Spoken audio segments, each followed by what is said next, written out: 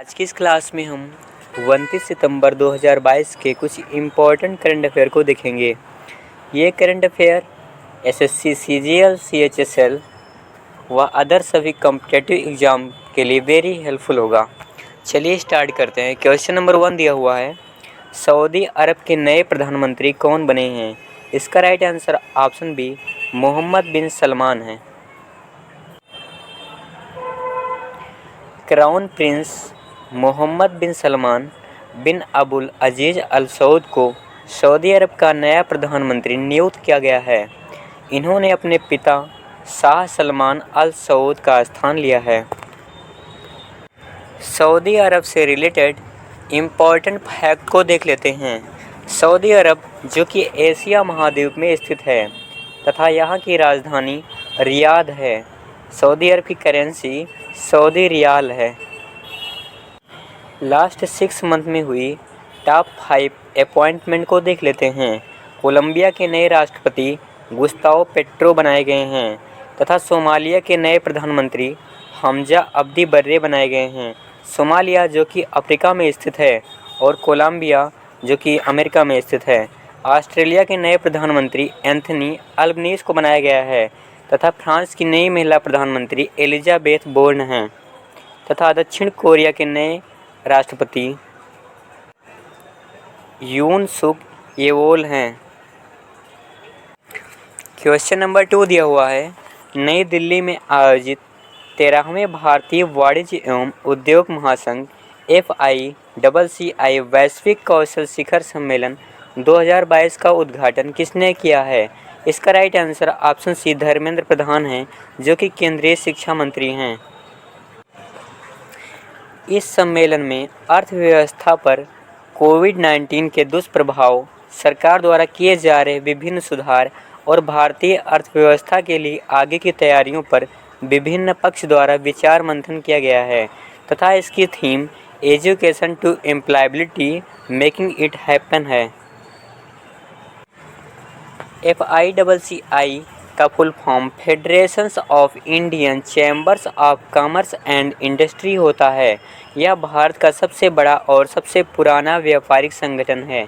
इसकी स्थापना 1927 ईस्वी में हुई थी तथा इसका हेडक्वार्टर नई दिल्ली में है और इसके अध्यक्ष संजीव मेहता हैं तथा इसके महानिदेशक अरुण चावला हैं। इसके संस्थापक घनश्याम दास बिरला और पुरुषोत्तम दास ठाकुर दास हैं। क्वेश्चन नंबर 3 दिया हुआ है, जनजातियों का विश्व कोश जारी करने वाला पहला राज्य कौन सा बना है? इसका right answer option A Orissa है। उड़ीसा के मुख्यमंत्री नवीन पटनायक ने encyclopedia of tribes in Orissa का अनावरण किया है। इसका उद्देश्य विश्व कोश को जारी करने का उद्देश्य जनजाति समुदायों की सांस्कृतिक पहचान को बिखरने से बचाना है। ओडिशा से रिलेटेड इम्पोर्टेंट फैक्ट को देख लेते हैं। ओडिशा जिसकी स्थापना 1 अप्रैल 1936 को हुई थी, इसकी राजधानी भुवनेश्वर में है तथा ओडिशा के मुख्यमंत्री नवीन पटनायक हैं जो कि बीजू जनता दल पार्टी से हैं। ओडिशा के गवर्नर गणेशी लाल हैं तथा इसके मुख्य न्यायाधीश S मुरलीधर हैं।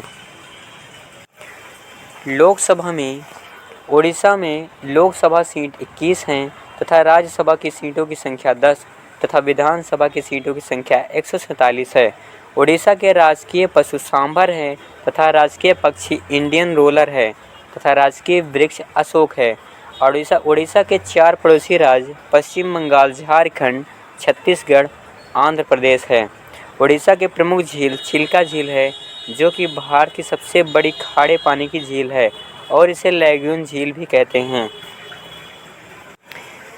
भारत का सबसे बड़ा सबसे लंबा बांध हीराकुंड बांध भी ओडिशा में ही स्थित है जो कि महानदी के तट पर स्थित है। अब्दुल कलाम द्वीप व्हीलर द्वीप के नाम से भी जाना जाता है, ये भी ओडिशा के तट पर स्थित है तथा कोणार्क सूर्य मंदिर को काला पैगोडा के नाम से जाना जाता है, ये भी यहीं स्थित है। ओडिशा के मंदिर श्री जगन्नाथ मंदिर जो कि पुरी में है तथा कोणार्क सूर्य मंदिर जो कि कोणार्क में है। उड़ीसा के लोक नृत्य ओडिसी और सवारी हैं। उड़ीसा के प्रमुख स्टेडियम कलिंगा स्टेडियम जो कि भुवनेश्वर में है, और बराबती स्टेडियम जो कि कटक में है, तथा बीजू पटनायक हॉकी स्टेडियम है। क्वेश्चन नंबर 4 दिया हुआ है, विश्व रेबीज दिवस 2022 वर्ल्ड रेबीज डे 2022 कब मनाया गया है? इसका राइट आंसर ऑप्शन सी 28 सितंबर है।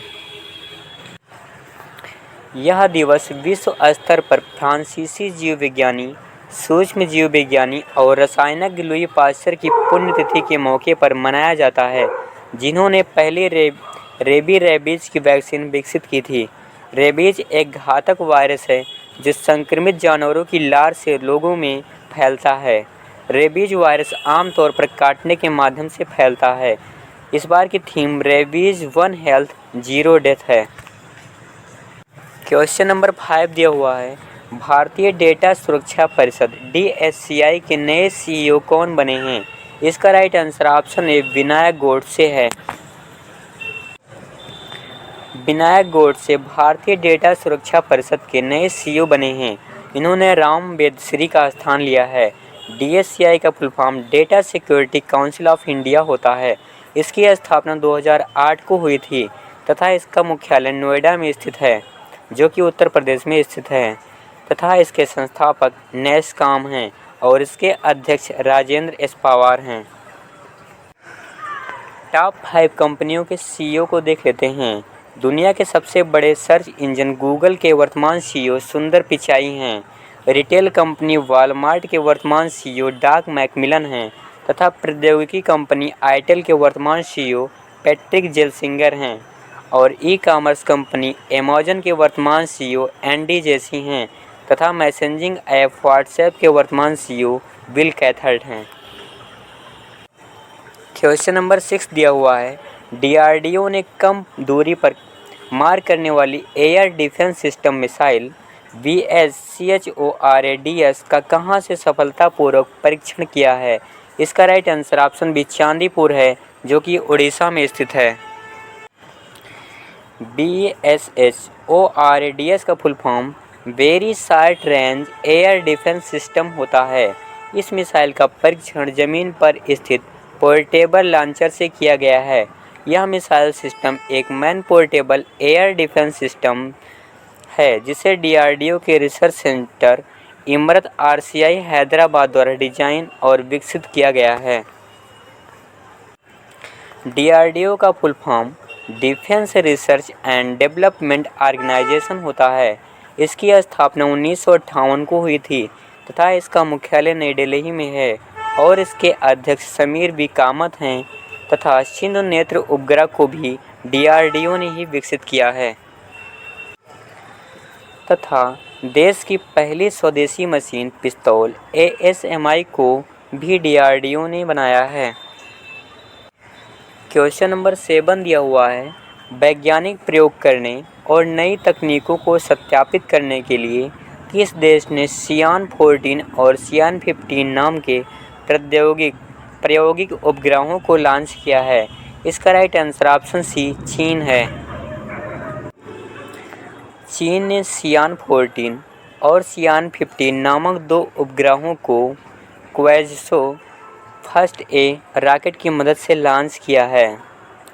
इन उपग्रहों में सियान 14 का उपयोग वैज्ञानिक प्रयोग करने और नई तकनीकों को सत्यापित करने के लिए किया जाएगा, जबकि सियान 15 भूमि सर्वेक्षण, शहरी नियोजन और आपदा रोकथाम और शमन के क्षेत्र में डेटा प्रदान करेगा।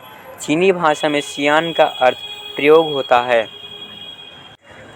क्वेश्चन नंबर 8 दिया हुआ है, गांव में चयनित कुओं के जल स्तर का पता लगाने के लिए जलदूत नामक ऐप को किसने लॉन्च किया है? इसका right answer option C Giriraj Singh हैं, जो कि ग्रामीण विकास और पंचायती राज मंत्री हैं। इस ऐप को ग्रामीण विकास मंत्रालय ने विकसित किया है। इसका उपयोग देश के किसी भी गांव के चयनित कुओं के जल स्तर का पता लगाने के लिए किया जाएगा। जलदूत ऐप ग्राम रोजगार सहायक को साल में 2 बार मानसून पूर्व और मानसून के बाद चयनित कुओं के जलस्तर को मापने में भी सक्षम बनाएगा। क्वेश्चन नंबर 9 दिया हुआ है, कर्मचारी राज्य बीमा निगम ESIC के नए महानिदेशक कौन बने हैं? इसका right answer option C Rajendra Kumar हैं।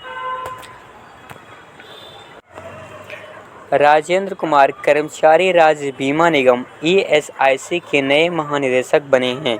इन्होंने मुखमित एस भाटिया का स्थान लिया है। ESIC का full form employees state insurance corporation होता है, जिसे हिंदी में कर्मचारी राज्य बीमा निगम कहते हैं। इसकी स्थापना 24 फरवरी 1952 को हुई थी तथा इसका मुख्यालय नई दिल्ली में है और यह मंत्रालय के अधीन श्रम और रोजगार मंत्रालय है। क्वेश्चन नंबर 10 दिया हुआ है, भारतीय सांकेतिक भाषा के लिए साइन लर्न नामक भाषा डिक्शनरी मोबाइल ऐप को किसने लॉन्च किया है? इसका राइट आंसर ऑप्शन डी प्रतिभा भौमिक हैं, जो कि सामाजिक न्याय और अधिकारिता राज्य मंत्री हैं। यह ऐप भारतीय सांकेतिक भाषा अनुसंधान और प्रशिक्षण केंद्र ISLRTC के भारतीय सांकेतिक भाषा शब्दकोश पर आधारित है, जिसमें 10,000 शब्द हैं। इस ऐप में डिक्शनरी के सभी शब्दों को हिंदी या अंग्रेजी का उपयोग करके खोजा जा सकता है, जो एंड्रॉयड और iOS संस्करण में उपलब्ध है। क्वेश्चन नंबर 11 दिया हुआ है, भारतीय रेलवे ने रेलवे स्टेशनों पर ट्रेन के आवागमन के समय की स्वचालित ट्रैकिंग के लिए किस संस्थान के सहयोग से एक वास्तविक समय सूचना प्रणाली RTIS की स्थापना की है? इसका right answer option B ISRO है, जो कि बेंगलुरु में स्थित है। RTIS तकनीक को भारतीय स्पेस एजेंसी इसरो के सहयोग से विकसित किया गया है। इसमें ट्रेन के इंजनों पर डिवाइस लगाकर ट्रेनों की आवाजाही की रियल टाइम जानकारी हासिल करने में मदद मिलेगी। इसरो का full form Indian space research organisation होता है। क्वेश्चन नंबर 12 दिया हुआ है, राख का उपयोग करके किस राज्य सरकार ने एबोर्ड ऑफ द यूनिकॉर्न नामक एक सींग वाले गैंडों के स्मारक का अनावरण किया है? इसका right answer option B Assam है।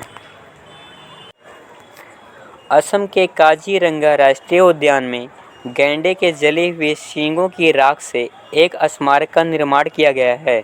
एबोर्ड ऑफ द यूनिकॉर्न नाम से इसमें गैंडे की 3 मूर्तियां हैं, एक वयस्क नर, एक वयस्क नर मादा और एक गैंडे का बच्चा है। आज के लिए इतना ही। Thank you for watching this video to all of you.